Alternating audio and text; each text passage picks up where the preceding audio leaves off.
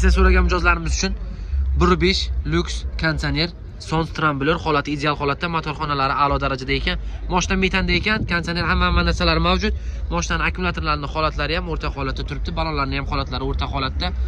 Tak. Yili 2009-yilda ishlab chiqarilgan. Salon qismlariga bitta o'tadigan bo'lsak, chihol polik hamma narsalari mavjud. Mashina tiniq. Aka, probegi qancha dedingiz? 177 ming yurgan, ichlari lyuks, mana konditsionerlari hamma narsalari mavjud. Mashinani holati ideal holatda ekan.